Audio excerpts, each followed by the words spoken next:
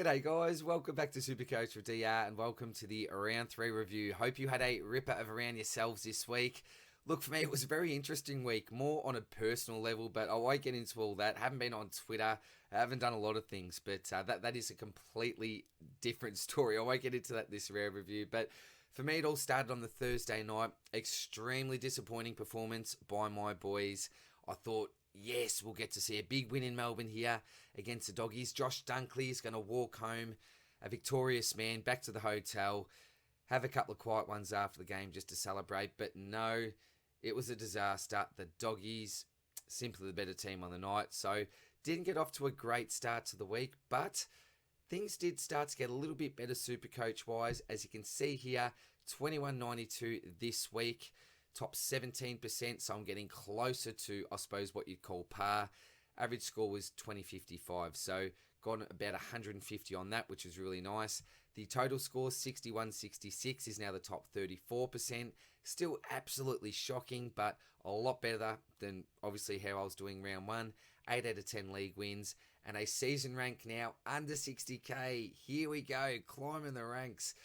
59,905 is far from ideal, but I have gone up another 16,000 spots this week, so pretty happy overall. There are a few players that have been killing me a little bit, and maybe not killing me, but even your Warple types have been going close to the 100. He didn't score too well this week. Finn Callahan, which lots of people bought in, didn't score too well. We all saw what happened with Stephen Cornelio, so there are a few popular players that didn't really pop off, but then you've got your Timmy English, you've got your Clayton Oliver, which certainly did hurt me. But I think that I've avoided most of the carnage. My trade-ins were okay, didn't work out overly well, apart from Nick Dacos. What an absolute king this bloke is. But yeah, I'm pretty happy with how the team's looking. I'm very far behind at the moment. I understand this, but I think there's light at the end of the tunnel. A few moves to be made, and I'm really going to back my trading in to get close to the top, let's just say 40k within the next couple of weeks. I think that's a realistic target, and then hopefully by the buys, maybe 10k as a bit of a target there. We'll see how we go, but that's it for now, guys. Hope you had a good round, as I said. Let's see how the team's actually looking.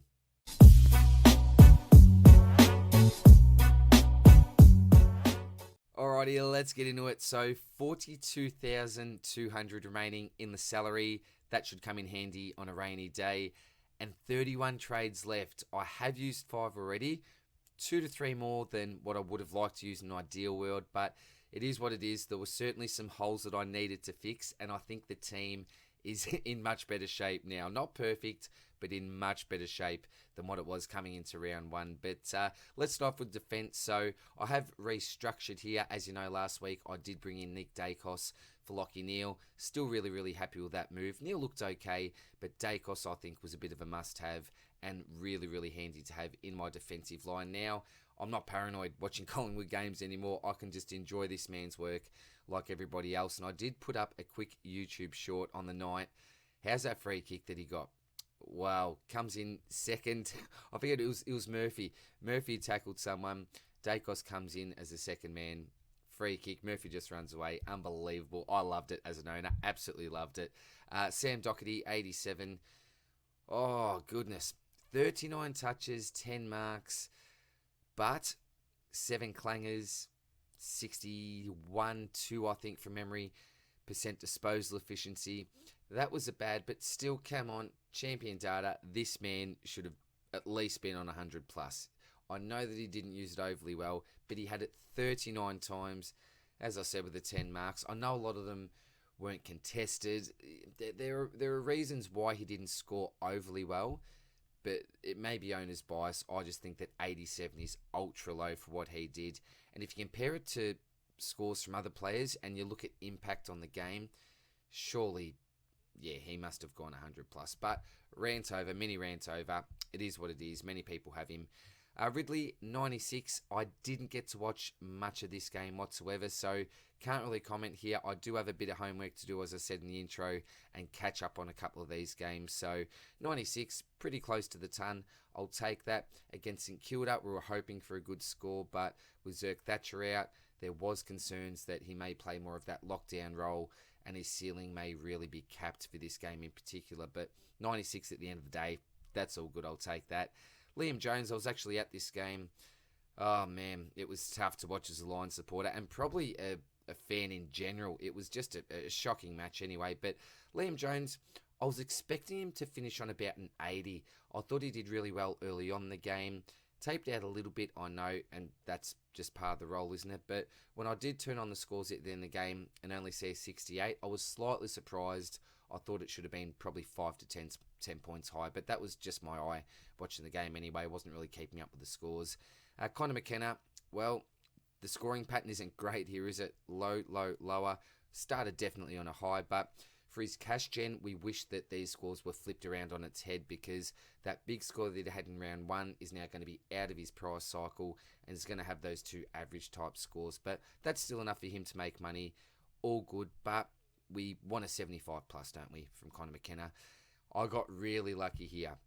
Really lucky. Sometimes this game is about rolling the dice, and I rolled the dice this week. Now, I could have taken Cowan and put him on field for a 51, but the Pepsi Max King, he got a really decent emergency score here with a 69, and I really wanted to take it. So I looked at the emergencies for Gold Coast. There was Sexton, there was Berry, Constable, and somebody else.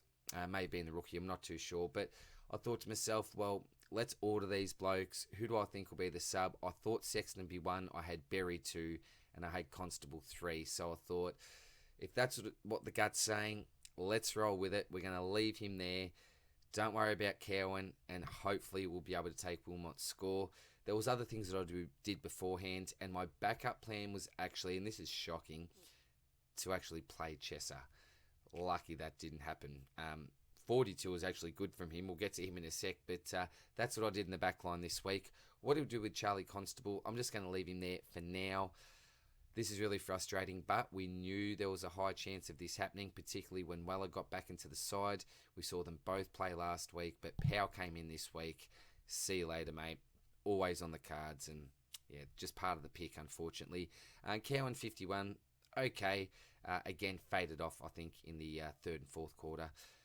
On to the midfield, Mr. Rory Laird. So 114 is okay, but it's certainly not Clary Oliver, isn't it? You'd love to flip these two around, but I had faith in Rory Laird, and I still think he has a big chance of finishing number 1 for the season. I know that's tough with a 50 already there, but he's a bad man. If he can just get on a nice run, then he's pretty much unstoppable. But yeah, has slowed up to start the season. I think he had 10 plus clearances in this game. Disposal count was down on particularly his 2022 average, but still at the end of the day, 114 I will take. He's still going to be a decent captain, I think, for us week upon week. Bomb, this was super surprising to me. I know he had a heap of clangers, free kicks against. I didn't actually realise this when I was watching the game itself, but at half-time, I thought he was clearly the best man on the ground. I thought he still had a decent second half as well, but yeah, it must have been those clangers and those free kicks, because I thought I was going to be looking down at a 115 plus at the absolute bare minimum. And to see an 89, I was a bit blown away by that. So sometimes the eye test doesn't always translate with Supercoach scores, but at the game, he just dominated for me, Bont. Tom Green, 100 now. At first glance, you're thinking, geez, it's just 100, but GWS had a pretty horrid run when it came to Supercoach scoring, apart from Mr. Josh Kelly. What a comeback from that man. Congratulations if you held him, because he played an absolute stunner. Green with 100 was actually the second highest Supercoach scorer for the Giants. So it was certainly no disaster like a Cogs. That was terrible. And how's that free kick? I just think that is absolutely ludicrous. Just my personal opinion. Others may disagree, but that was just shocking. But at the end of the day, you can't complain too much. Just not a good day for GWS as a whole. Setterfield, again, like I mentioned with Ridley, didn't manage to really catch much of this game. 82, it's okay. We won 100 to 105, but again, we know that he couldn't keep up 140 type like he did the week before. If he can go 95 plus, I think that I'm happy enough. He should make us some coin. A bit of concern that I think it was a finger injury from what I've heard. I'm not too sure about that. Can't confirm that. Not sure if there's any concerns about if he can get up this week, or if it was, just a minor sort of incident and he'll be fine. fingers crossed that he can be right, because, yeah, we really need him. We want this early cash gen more than anything. Hopper obviously didn't play. We'll get to my emergency in Baker in a minute. Ashcroft, 80. Good game from him. Solid without being outstanding like he was the week before. Jimby, talk about outstanding. This bloke is absolutely leading the Eagles midfield at the moment. The way that he tackles, his contested style of game, he's brave, he's fierce. He's just going to be an absolute super coach gun of the future. I think he'll be similar to like a Tom Green, Paddy Cripps type, just with his contested style of game. He is fantastic to watch and really, really stood up. This young man, must have had high time on ground like all the Eagles, apart from those that ended up being out of the game. What an effort from West Coast today, just to finish off that fourth quarter. I know that Freo ended up running over the top of him, but Jinby just did not give up. One of their better players, if not their best player on the day, I think, for mine. So, super pick, Jinby. He's going to make us a lot of cash and hopefully one of our last upgrades. Really impressed there. Mackenzie got back to that role. A lot more CBAs this week. And he just looked really, really silky. There were a few plays where I noticed that he just positioned himself well. It was at the back of a stoppage a couple of times. Ran around for the handball. Easy type stuff. Really, really high footy IQ from what I've seen anyway in the first couple of weeks. Cam Mackenzie. Some of us were really worried about, is he even going to be an on-field option now? He's not going to make the cash that we're expecting. Maybe we need to move him to the bench. But after this week's performance, I'm pretty confident in Cam Mackenzie, and I like the way that this midfield is structured at the moment, still being able to have him on field. Oscar Baker, I'd tell you what, it was tough watching this game because I was rooting for him from a Supercoach point of view, but obviously being a Lions man, wanting us to get up, I didn't want him to go too sick, but 95 was a fantastic effort from this bloke. Played a super match, really, really heavily involved. There was one time where he did the left foot snap. I was actually behind the goals there and sort of did a little cheer inside but died inside at the same time. It's really, really weird experience when you're barracking against a team, but you really want a couple of their players to go well for you. So, terrific from the majority of my rookies this week. And when I really needed Baker to step in for me and actually play on field, he absolutely delivered in place of Hopper this week. So, good man. Cash Gen, that 95 is now going to be in his price cycle for the next couple of rises as well. Things are looking a lot brighter for Oscar Baker. So, well done, mate. Thank you very much. But bugger you for playing so well against my boys. Davey, 66. This is a fantastic score, I think, from him. Closer to, I won't say a ceiling type score, but I've got him pegged more around the 50 mark, I think, for an average. So 66, again, a really nice score to have in his 3-round price cycle. And Chesser, he's doubled his average, hasn't he? So a 42 is actually fantastic from this bloke. I reckon he was probably the planned sub, I think, to go off for Hewitt, but in the end they had no choice. Time on ground will be probably the highest it's going to be for him in the next 1 to 2 years, I believe. It was absolute carnage, as we know. But look, got involved a little bit more. But I've got a lot of notes for the stock market video. There was just one period of play, I reckon it was 2 minutes, where he's fumbled, given a free kick away, handball clang. It was just shocking. But at least he got involved towards the end of the game. Had a decent third, fourth quarter, I think. 42 is actually pretty good from Chesser, and that's saying something. But, Constable and Chesser, I won't call Constable a dead rookie. I think if injury strikes, and he certainly could come back into that back line. But Chesser, he's just a real nothing type pick. All right, into the ruck line and the forward line. So this man bounced back, and we were expecting this, weren't we? I'll tell you what, I would have almost quit the game if he had shit the bed this week, Sean Shrek Darcy. But 132 points, to be honest, is a little bit underwhelming because at halftime he was sitting on 92. He was absolutely dominating. I don't know how many hit-outs he had at the end of the day, but I know there was, I think, close to 20 just in quarter one. Kicked a nice goal in quarter two as well. And I was thinking, here we go. This man's actually going to hit his break even. But really, really unlucky. In the third term, he was on the bench for 11 and a half minutes straight. And during this time, there were so many stoppages, so many opportunities for him to dominate there. I reckon he lost probably 25 to 30 points just in that period.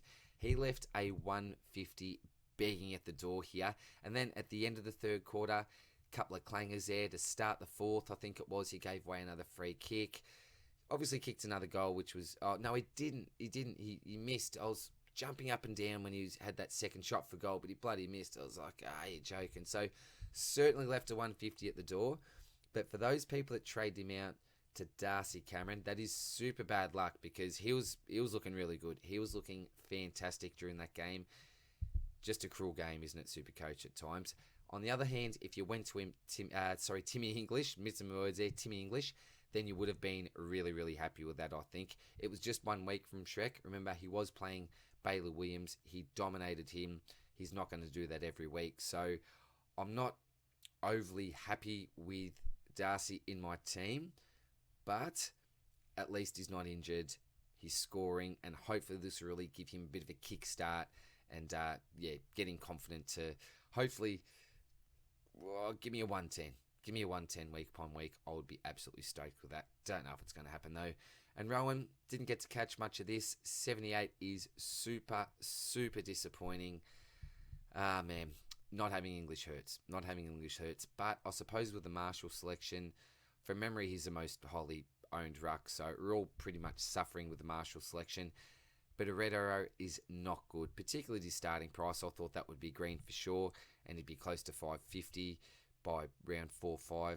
Don't know if that's going to be the case, but hopefully he bounces back. The Rat had a super first quarter. Many people who trade him would have probably gone, you're kidding me. He comes, an 80-90 type, but as a Rat can do, and the position that he plays, key defender, slowed up for the next couple of quarters, did a couple of nice things in the last, a couple of, I won't say dumb things, but a few fumbles here and there.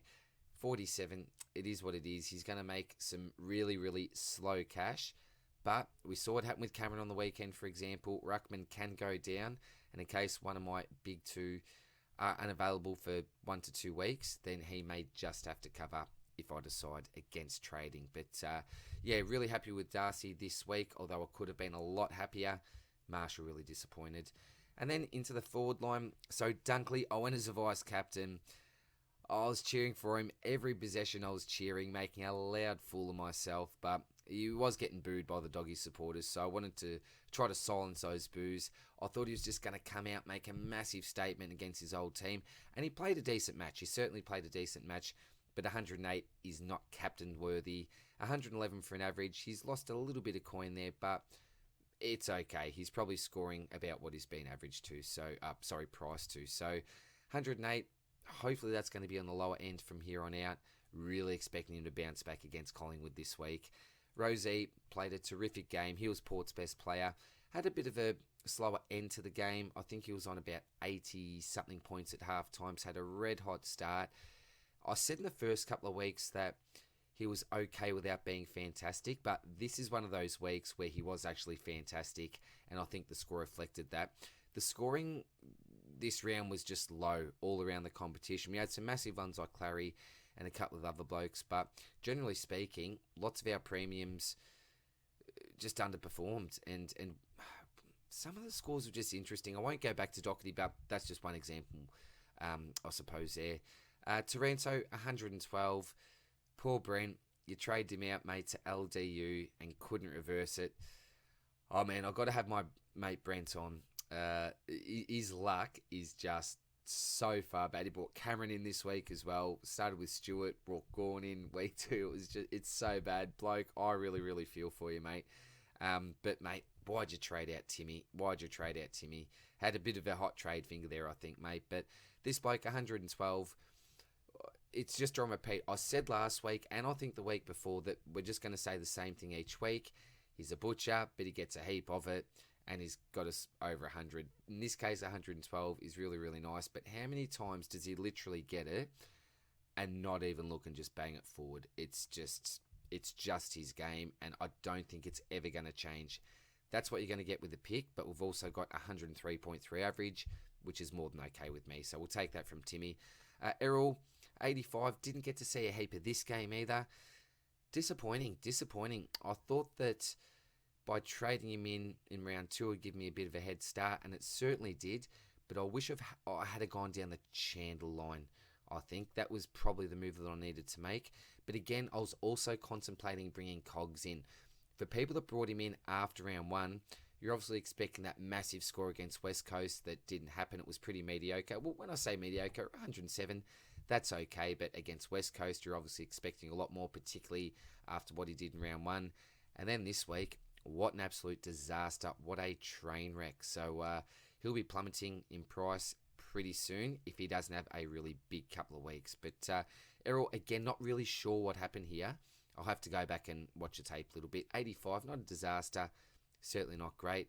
Same as this man, Jay-Z. He would have been, without doubt, one of the highest traded in players this week. And a 78. Man, he got going a little bit in the second quarter. But third and fourth, nothing special. The bloke on his right here, Harry Sheasel, is absolutely showing him up. And I've got to admit it. I said Will Ashcroft would be the clear rising star winner this year. It's going to be tough with Harry. He just has such a great role. I'm not going to say an easier role than... All right, he does. He's got an easier role than Ashcroft. Maybe bias there. But look, this man, what a phenomenal pick. A pair of 114s, and then he goes to 120. His third quarter was absolutely massive. I just cannot praise this bloke enough. North Melbourne have an absolute superstar in their hands, and all of a sudden, he's gone up over 100k, 304,500. He's an absolute must-have. I know that we've all got him, but what a man. What an absolute man. But yeah, Jay-Z, again, pretty disappointing. Look, he's made us a bit of coin there, but a 78, it's not what we want. I brought him in for a couple of reasons. Obviously, some quick-term cash gen. He was one of the mid-prices that was performing at a really good level, Supercoach-wise as well.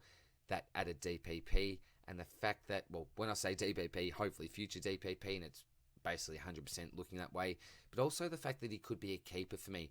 78 is certainly not keeper status, but I'm expecting the man to bounce back again next week.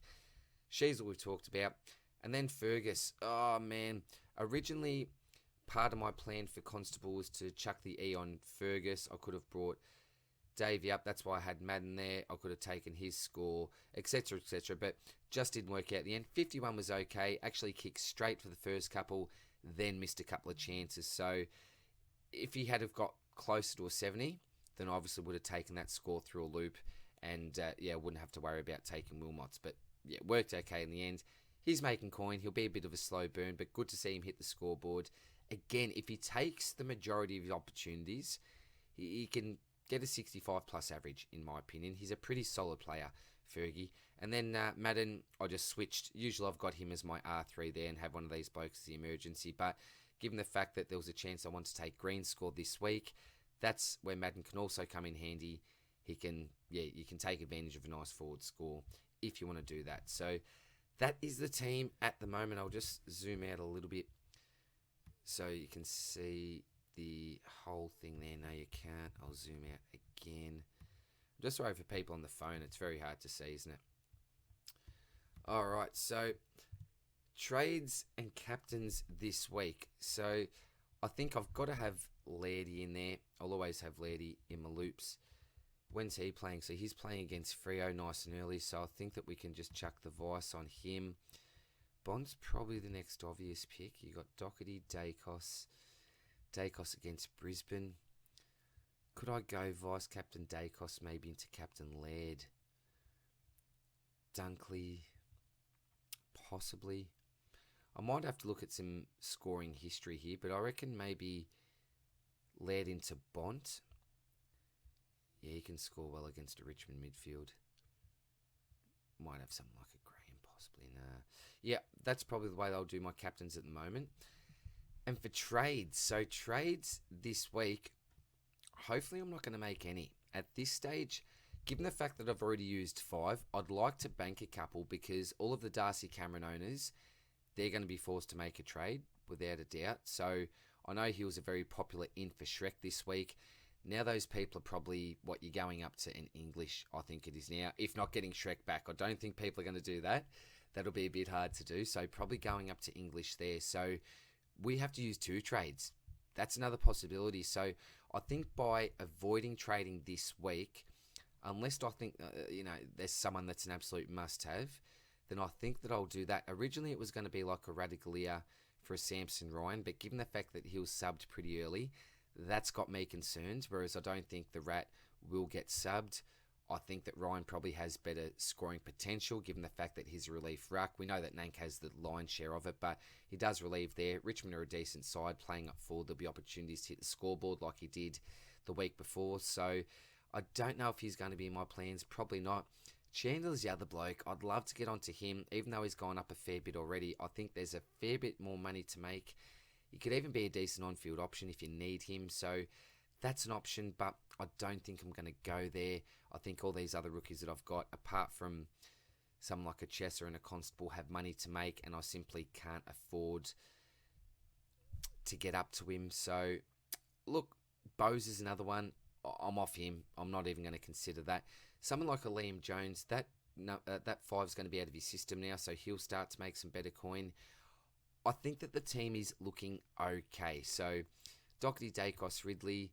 Dacos, obviously. Doherty and Ridley you're not wrapped with, but there's been a few defenders that have been a little bit here and there. We look at someone like a Cox, who's had a massive first 2 weeks, and then we look what happened to him this week. Absolutely shocking. So, defenders, I think, may be a little bit inconsistent, unless your name's Nick Dacos.